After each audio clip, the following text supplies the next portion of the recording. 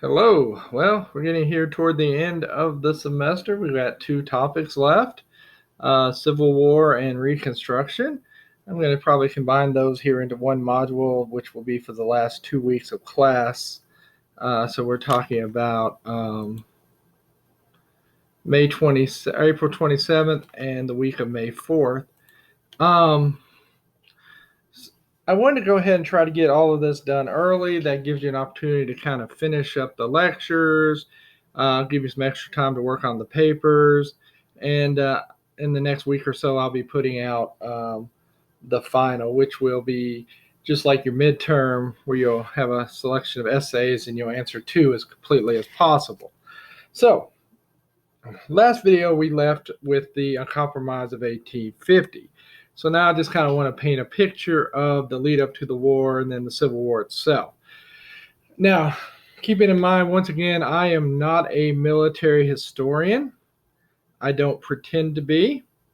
So, we really won't get too much into the battles themselves. However, I'll include some supplemental videos and some other things that hopefully will kind of give you that flavor if you so wish. So let's talk about fugitive slaves. It is a major political issue after 1830 because of the Underground Railroad. Harriet Tubman. I understand the recent movie was pretty good. When they actually first were going to do that movie in the 90s, the executives at the studio wanted Julia Roberts to do it, if you can believe that. Crazy, right? That's Hollywood, though. So, Harriet Tubman, of course, I don't know. We won't get too much on the Underground Railroad, but Harriet Tubman was probably the most fierce conductor. She was very successful, mainly because if she was conducting a group and somebody kind of wigged out and said they wanted to go back, the next thing they would hear is a cocking of a gun, and she would say, "You can either go forward or you could die." Because you couldn't really do anything that would actually compromise the network. So there were about 1,000 slaves each year that escaped, and in the North there were personal liberty laws in 9 northern states from 1843 to 1850 to stop the return of fugitive slaves. After 1850, Southerners expected the North to enforce the new fugitive slave law. Over time, Northerners will become more and more hostile to slavery. By 1852, however, the nation is prosperous. The 1852 election featured two moderates. The Democrats put up Franklin Pierce, and the Whigs put up General Winfield Scott. Pierce wins, but the Whigs do extremely poorly in the South, showing that they no longer have any power there. At the same time, we have members of what's called the Young American Movement promoting national expansion into Latin America and to the Caribbean to actually promote American empire. One extra credit thing that you can do, I hadn't talked about yet, there's a movie, mockumentary called CSA, Confederate States of America. So you can watch it and write kind of a reflection paper on it. But generally, it's about an America where the South had won, and they used kind of that expansionist young Americans movement to create the America that they want. Um, and they thought really if expansion would bring the country together. Now, obviously, the Mexican War had the absolute opposite effect, but hope springs eternal. There was a proposal during this time to annex Hawaii and to buy Alaska. Both were stopped because the treaties would have outlawed slavery, so Southerners stopped it. In 1854, Northerners denounced trying to annex Cuba, which had 300,000 slaves. So each side kind of stopped expansion because of slavery. Pierce was in favor of pro-slavery expansion. This will alienate the North.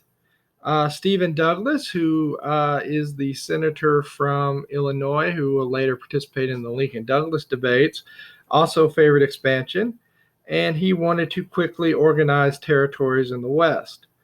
Southerners were concerned about them being free states. Douglas, because he wants to become president someday, in 1852, introduces the Kansas-Nebraska Act. In this, it would repeal the ban on slavery north of the 3630 Missouri Compromise line. He wanted to split the territories into two separate territories, thus Kansas and Nebraska. He saw Kansas as a slave state and Nebraska as a free state, but this kicked over a major debate. Northerners wanted to keep the 3630 line.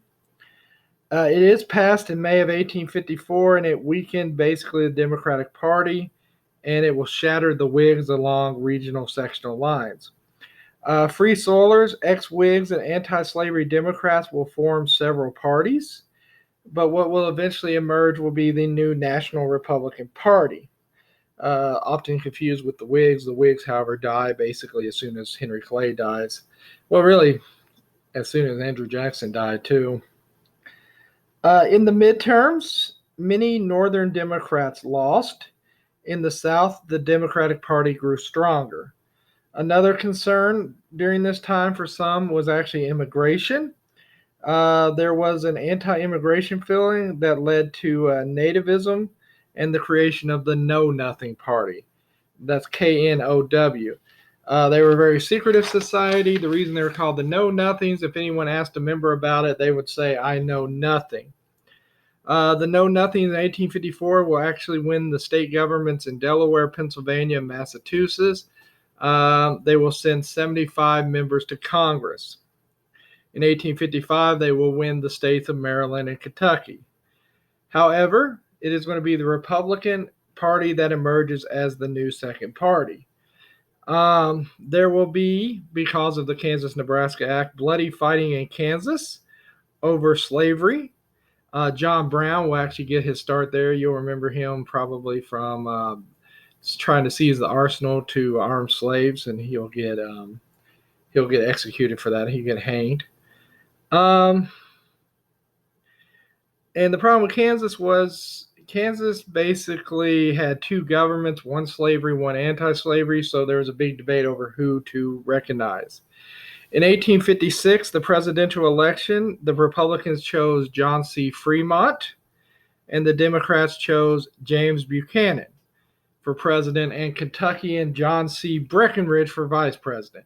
Now, you might wonder if I'm just mentioning John Breckinridge because he's a Kentuckian. No, that's not the case. I mention him because if you want to find one person to blame for the Civil War, you can actually blame John C. Breckinridge if you wanted to. It was a racially charged campaign. There was a third party called the American Party. They chose future President Millard Fillmore, the only president who doesn't have a presidential library. Buchanan will win 174 to 114 to 8. And Buchanan is definitely pro-Southern. In 1857, we have what is many people consider to be the worst Supreme Court case in history. That was the Dred Scott decision. Dred Scott was a slave who sued. I'm going to include actually a video, Hip Hughes video on this to explain it. But Scott was a slave who sued for his freedom because he had spent time basically in free states, and he believed that that made him free. Eventually, this goes all the way up to the Supreme Court in a case called Dred Scott versus Sanford. Now, the Supreme Court is basically going to blow up the Compromise of 1850. They said that blacks could never become citizens. They therefore could not sue. Now, if that had just stopped there, it'd be a terrible ruling, but it kept going. They said that Congress could not regulate slavery in the territories. And so it just blew everything up. Kansas remained a violent place where federal troops had to be sent in.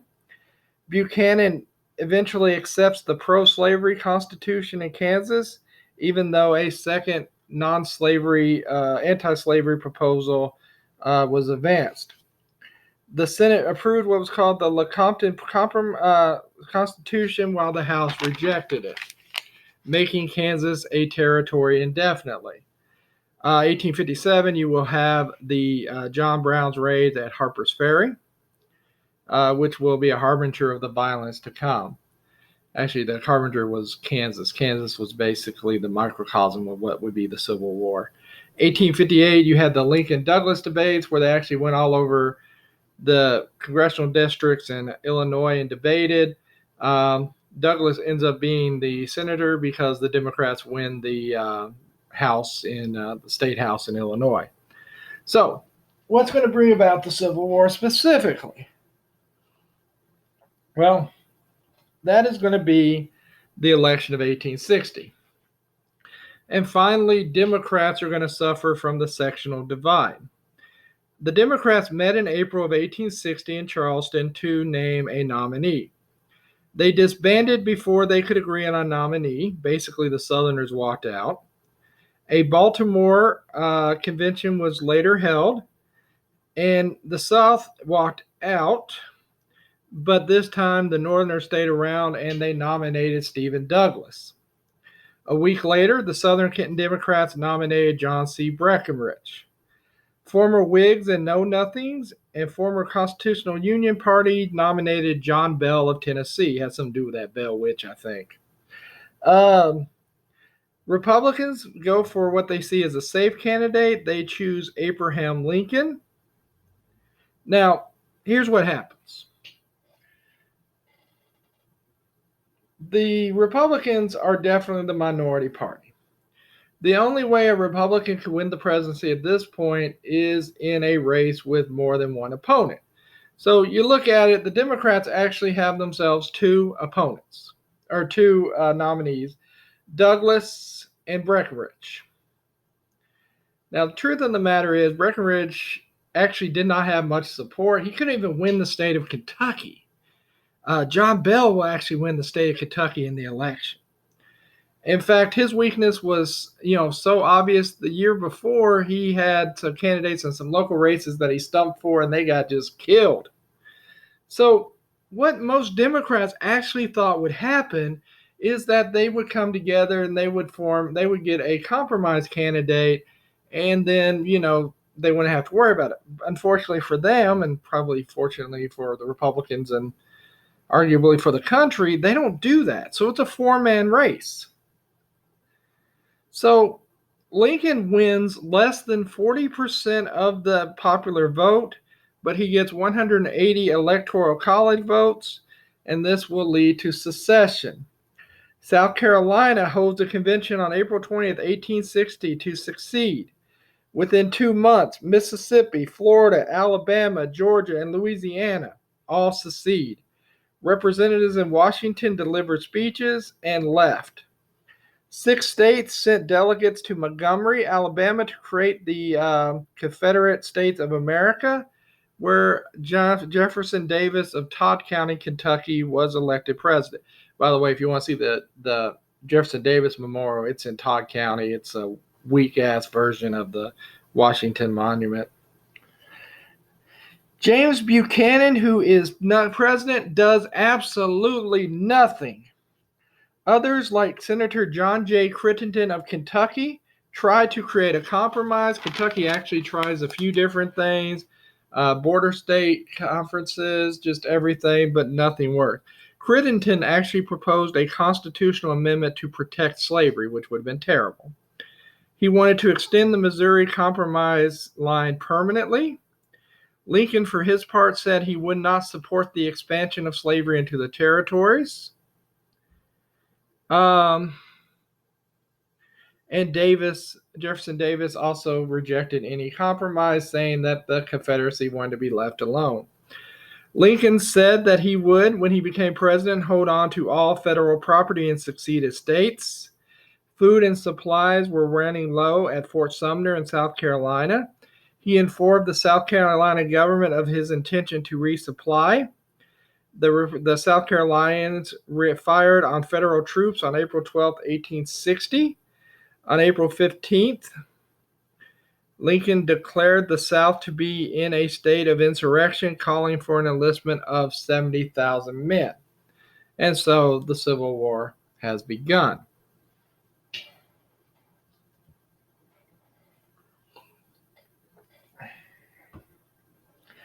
Most assumed that this would be a very quick war.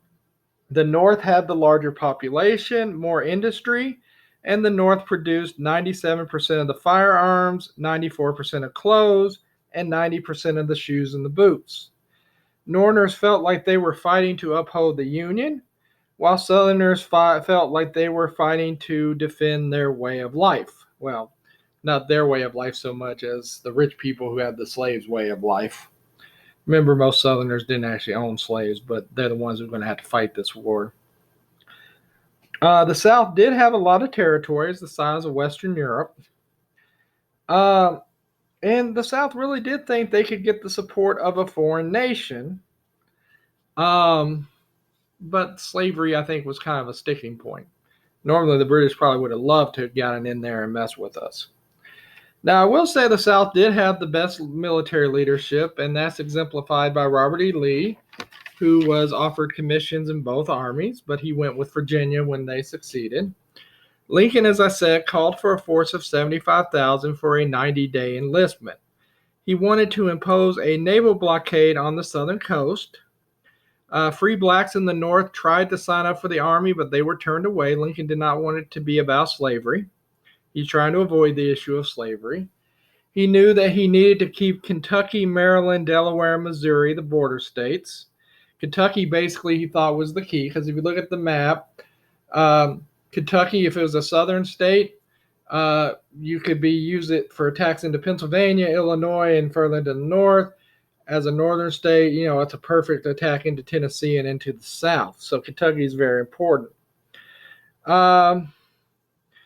There was not much of an experienced army in 1861. Only about 16,000 professional soldiers, most of whom were in the West. A third of them went to the Confederacy. Very few of them actually possessed any combat experience. One problem was that state officials named the commanders of their militias. And the 11th New York Cavalry, for instance, wore very flashy uniforms and performed very badly at the Battle of Bull Run. I mean, they were targets, basically. Eventually, though, everyone will wear the same uniforms, blue in the north, gray in the south. In the South, they had to create an army from scratch. In March of 1861, Confederates created an army of volunteers of 100,000 for a one-year term. They created a navy and told basically privateers to seize Union ships. That was their navy. They had to build factories to make arms. They were able to make 350,000 guns, but they had to import 700,000 more. They often had to scavenge the battlefield for weapons and supplies. They also will have trouble paying for the war. I'm actually going to have a video about kind of the home front that I'm going to share with you. They tried to make each state pay for the war, instituting an income tax. This did not go over well because the Southerners were like, "Oh, we're all about states' rights. How dare you try to get money from us?" Finally, the South was like, "Screw it," and they started printing money. They had $1 billion in Confederate dollars in circulation by 1864. By 1865, their inflation rate was 9,000%. It was 80% in the North. The doctrine of states' rights hurts the cause. Some states opposed having state militias put into the Confederate Army. And there were a lot of exemptions for rich and powerful people's friends. So, as I mentioned, both sides wanted the border states of Kentucky and Missouri and Maryland and Delaware. Kentucky and Missouri were very important because they bordered the Mississippi River. Kentucky controlled the important parts of the Kentucky and Ohio River. Delaware, if it was held by the South, could cut off water access to Philadelphia. If Maryland succeeded, D.C. would be surrounded, which means it would have to move. Plus, the four states had half of the white population of the South, 80% of the industry. The Union was able to hold all four. Delaware was the easiest. They basically put it under martial law. Kentucky was the most divided, not north-south in the state, but really east-west. Normally I have a video that I show you, but It's not streaming anywhere, so I can't share it. Maryland was the greatest challenge. On April 17th, 1861, a pro-Confederate mob attacked the 6th Massachusetts Regiment. The soldiers panicked and fired. The mob then destroyed train bridges and telegraph lines. Lincoln declared martial law. That's something that he did a lot. He actually violated habeas corpus a lot and arrested many Confederate sympathizers. Federal troops kept Missouri in the Union, however. Davis worked for recognition from Great Britain and France. In 1861, he established a cotton embargo. He banned the export of cotton to Europe, thinking that that would cause them to support the South. He's like, hey, if you want our cotton, you gotta help us, man. However, it was ineffective because it was voluntary and unofficial, and it damaged the Southern economy. And honestly, Europe just got it from South America. Lincoln also sent emissaries to France and Britain and got them to agree to remain neutral and to respect the Union blockade. We did have conflict with Britain in November of 1861. We stopped a British ship with 2 Confederate officers. We arrested them. That was a diplomatic faux pas, so we had to release them. In 1863, we caught the British trying to deliver 2 warships to the South, and we forced the British to apologize. We also kept those ships. Both sides wanted to take the offensive. The South thought an early victories would force Lincoln to recognize the South. General Winfield Scott had devised what was called the Anaconda Plan, which was very smart, but it would be time-consuming. Basically, you know how a snake will wrap around and just kind of grip you? That's basically what he wanted to do with the South. He wanted to kind of come in and just kind of surround them and just choke them out. But the problem was popular opinion wanted a quick offensive. That leads us to the First Battle of Bull Run in July of 1861, or the First Battle of Manassas in the South. The leader of the Union forces was General Irwin McDowell. 30,000 Union soldiers. It was the Army of the Potomac. They moved toward the town of Manassas, Virginia, where they met a Confederate force under the command of P.G.T. Beauregard. There were a lot of spectators for the battles. Families actually came out and had picnics.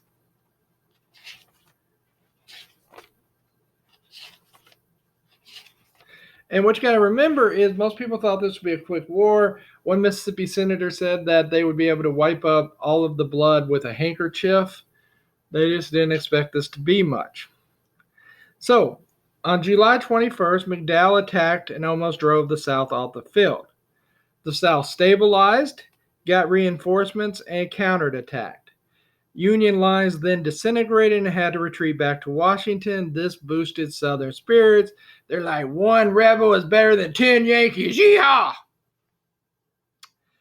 Lincoln knew that this would be a battle, and he authorized the enlistment of 1 million more volunteers for 3-year terms of service. He then fired McDowell and turned to a young general named George B. McClellan, who was known as the Young Napoleon. He was arrogant, and he really had no respect for Lincoln, but Lincoln tolerated him because he thought maybe he could get the job done. And he was good at training a force of 150,000. What we're going to find is he's not very good at using them. In the West, the Union forces do a whole lot better under Ulysses S. Grant, where he took Forts Henry and Donelson and gave the Union important positions on the on the Tennessee and Cumberland rivers. Those forts are pretty close to us. He actually drives the Confederacy out of Kentucky and most of Tennessee, and he continues south down the Tennessee River, seizing more railroads and other lines. Near Shiloh Church, the Confederacy under Albert Sidney Johnston and Beauregard surprised Grant on April 6th. He was nearly destroyed, but reinforcements let Grant hold his position. Grant was ruthless. He would not dig in. He just kept fighting. The next day, Grant is able to drive the Confederates off the field. This secured control of the Mississippi River by June of 1862. The Union fleet also captured New Orleans. Lincoln was happy about what was going on in the West, but he knew that they needed a victory in the East. But McClellan was unwilling to fight. Finally, McClellan agreed to what was called the Peninsular Campaign, but not a direct march on Richmond. So what he did, and if you look at a map, there's these islands off the coast, basically, of Richmond. What he did is he used 400 ships to deposit 120,000 troops on the peninsula east of Richmond at Fort Monroe. It took 3 weeks to set up into position. However, McClellan continued to delay. Meanwhile, the Confederates took advantage of this and sent Stonewall Jackson and 17,000 men into the Shenandoah Valley, and they defeated a larger Union army there, threatening D.C. This forced Lincoln to hold back another 30,000 troops that were supposed to go to McClellan. In late May, McClellan finally began to move his army slowly toward Richmond. He met General Joseph E. Johnston at the Battle of Fair Oaks from May 31st to June 1st, 1862. Technically, this was a Union victory, but it was inconclusive. Johnston, however, was severely injured, and he will be replaced by Robert E. Lee, which was very fortunate for the South. Lee assumed Lee was a superior general who could defeat larger forces. He does so at the 7 Days Battle, June 25th to June 21st, or June 25th, July 1st, on 1862. His 85,000 troops attacked McClellan's 110,000, forcing McClellan to retreat. Even though McClellan lost fewer soldiers. McClellan refuses to move on Lee's army after the attack, blaming a lack of intelligence, supplies, and men. Lincoln finally ordered McClellan to abandon the Peninsula Plan and meet up with General John Pope in Northern Virginia for an overland assault on Richmond. McClellan slow-walked it. Before McClellan arrived, Lee defeated Pope at the Second Battle of Bull Run, August 29th to the 30th, 1862. Lincoln then reassigned Pope to the Army of Minnesota, placed McClellan in charge of all Union forces in Northern Virginia, because McClellan still had the support of his soldiers. Now, one thing to note about the war is disease will kill more people than battle. This is what happens when we get people close together. We're kind of seeing this right now with this pandemic. One of the worst places was a prison in Andersonville, which was basically, it had this river running through it. In theory, the Union soldiers were supposed to get their drinking water at the top and bathe in the bottom, but it became contaminated. A lot of people died. It was so bad, the commandant of the Andersonville prison actually got executed. Advanced weaponry will cause more and more carnage. So it was a terrible total war. Now, while all of this is going on, Lincoln begins to move toward the idea of emancipation. Many slaves were fleeing to the army lines. The Union called slaves eventually contraband of war. Congress began to slowly dismantle slavery. The reason they were declared contraband is that they then had the right to free the slaves as contraband.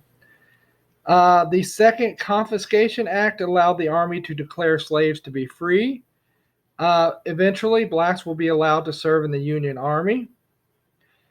And now it seems the war is about abolishing slavery. On July 22nd, 1862, Lincoln told his cabinet he planned to announce emancipation, but he wanted to wait for a Union victory. This came in mid-September at the Battle of Antietam. And so you get the Emancipation Proclamation, which actually freed 0 people because it only applied to areas under Southern control. So it didn't actually apply anywhere in the Union that had slavery. Lee, for his part, went on the offensive in Maryland. McClellan had the Southern battle plan and still was too cautious. On September 17th, 1862, McClellan finally attacks Lee, but was stopped when Southern reinforcements showed up. The next day, McClellan chose not to attack. The following day, Lee was able to march his army back to Virginia. This was another technical victory for McClellan. Finally, Lincoln removed McClellan from command. By this point, we have 6,000 dead, 17,000 wounded. It is September of 1862 when Lincoln issued his preliminary Emancipation Proclamation, which said any territory in rebellion on January 1st, 1863, their slaves were free. So it effectively freed 0 people.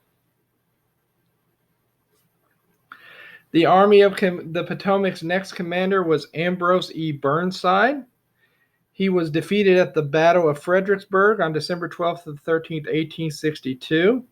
He tried another offensive on January 22nd, 1863. This failed. Lincoln fires his ass and replaces him with Joseph Hooker.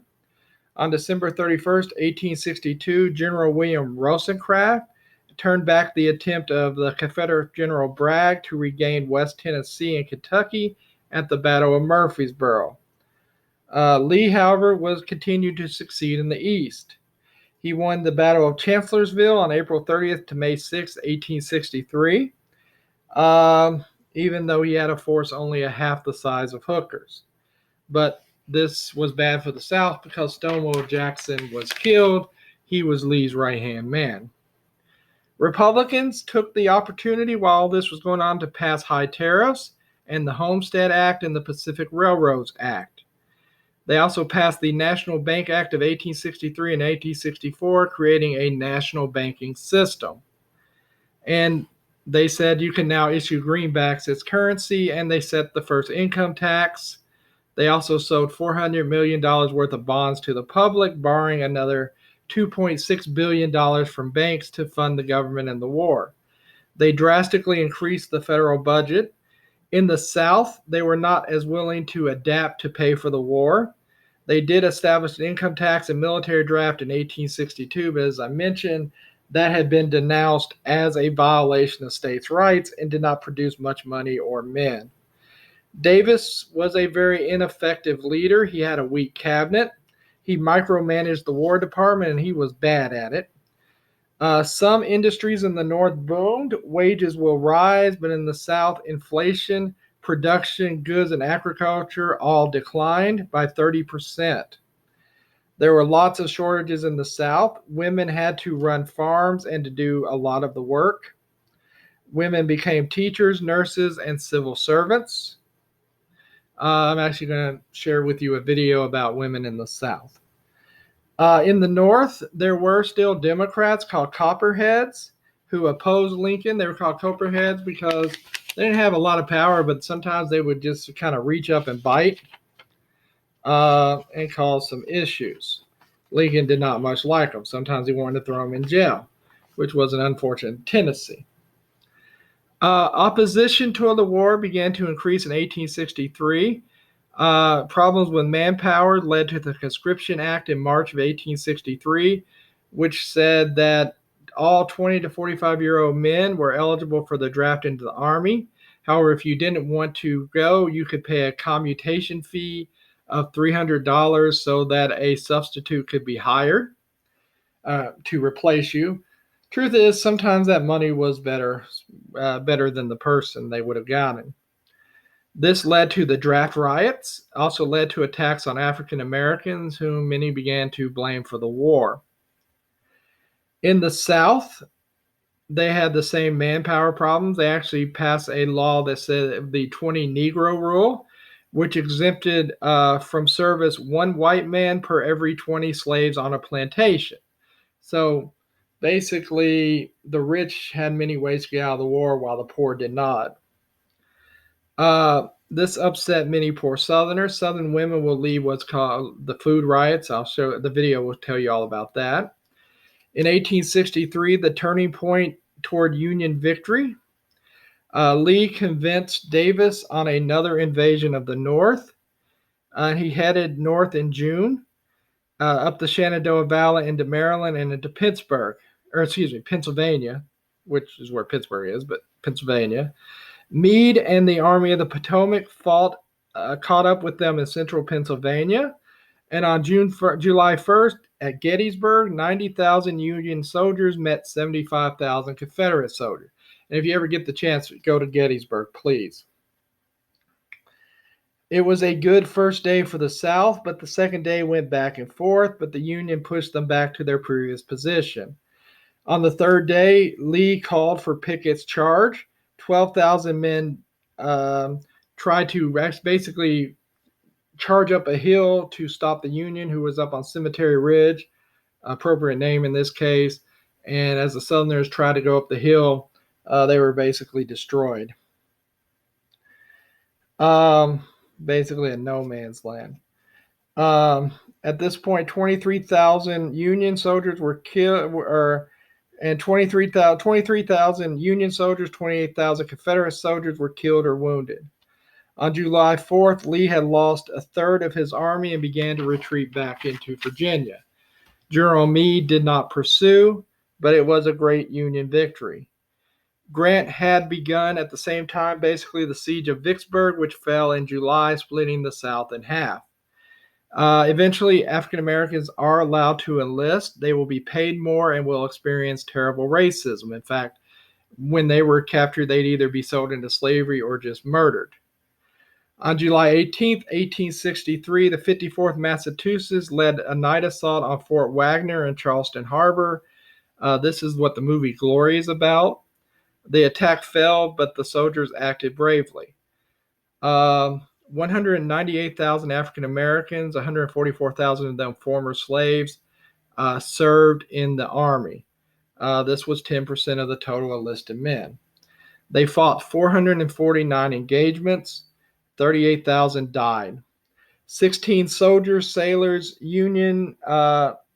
16 soldiers, 4 sailors won the Medal of Honor. This helped them to gain citizenship. So now the South is beginning to worry. They don't have enough men. Many began to desert. 100,000 by 1864 had deserted. The weakness of the economy showed by mid-1863. The Union blockade became more effective. They could not sell their cotton. Eventually, U.S. Grant would become the head of the entire Union Army. It took a while because he had a drinking problem. On November 23rd, Grant and William T. Sherman, drove Bragg out of Tennessee and Georgia. Grant then devised a two-pronged attack to defeat the South. He sent the Army of the Potomac south to Richmond, 120,000 versus Lee's 66,000. Sherman took another 90,000 east to destroy Johnston's force of 60,000 and to take Atlanta. You might remember Atlanta being burned. Sherman is blamed for this, but it probably wasn't him. At the Battle of the Wilderness, Lee attacked Grant on May 5th. The South survived an inconclusive battle. 18,000 Union, 10,000 Southerners were killed, wounded, or missing. Grant then ordered his army to move on Lee the next day, something Lee was not accustomed to. On May 8th, the Battle of Spotsylvania Courthouse is fought, where 30,000 casualties are 30,000 casualties from both sides. Grant continued to drive his forces. In fact, Grant was actually accused of being a butcher because he just kept at it and kept at it and kept fighting and was brutal. On June 3rd, at Cold Harbor, Grant ordered an assault against the entrenched forces of Lee. 55,000 Union casualties, 30,000 Southern casualties. Eventually, the Union forces cut off Richmond. Lee digs in at Petersburg. Grant settles in for a siege. While this is going on, there's a presidential election. Lincoln thought he might lose re-election. The Democrats had nominated George McClellan, the guy he had fired. He was a general running on a peace platform, so it was a mess. Lincoln actually did not run as a Republican. He ran on the Union Party, and he picked Andrew Johnson of Tennessee, a senator who had refused to leave, as his running mate. In September of 1862, Sherman captured Atlanta. Lincoln then goes on to win the election, losing only Kentucky, New Jersey, and Delaware. Oh, and by the way, a lot of soldiers voted by mail. Sherman began his march to the sea. The Union also won the Battle of Nashville. Sherman used a scorched earth campaign to basically destroy the Southern infrastructure, burning bridges and buildings and everything else. He will institute Special Field Order number 15, where he seized 400,000 acres to try to give each slave family 40 acres. And, well, it's called 40 acres and a mule, but it's 40 acres and the necessary implements to farm.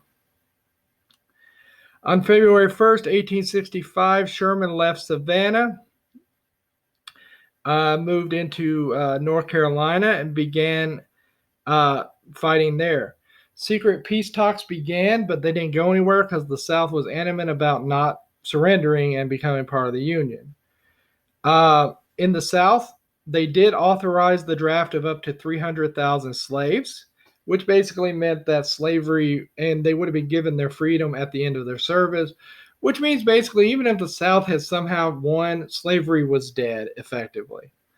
On April 1st, they fought the Battle of Five Forks. Lee was forced to retreat. On April 8th, Lee tried to break out of Appomattox Courthouse. On April 9th, 1865, Lee surrenders to Grant. That's generally considered the end of the Civil War.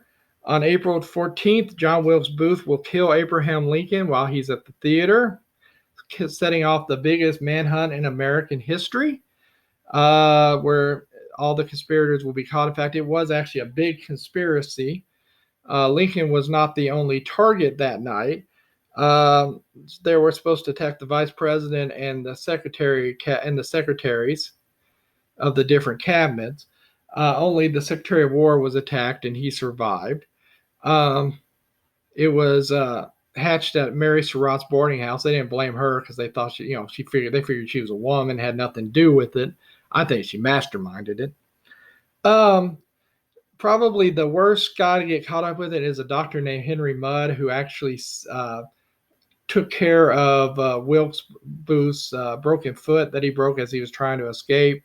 He'll be executed for that. Eventually, they will catch up with John Wilkes Booth, and he will be killed in a barn. While all this is going on, Jefferson Davis flees to Texas. He's captured on May 10th and put in prison. On April 26th, Johnston surrendered to Sherman. The last Confederate army surrenders on June 22nd. 618,000 had died. Now, before I end this video, which is pretty long, I realize, I do want to talk about Jefferson Davis. Now, he felt like he was mistreated, and you can read all about it in his autobiography that he wrote. But he was treated way better than losers of civil wars are treated, right? He was in prison for a while, but then he was eventually given his freedom. He was stripped of his citizenship, but he was allowed to go home to Mississippi, where he sold insurance for the rest of his life and wrote an autobiography. There are statues to him. There's this stupid monument in Todd County. There are more Confederate statues than Union statues in this country.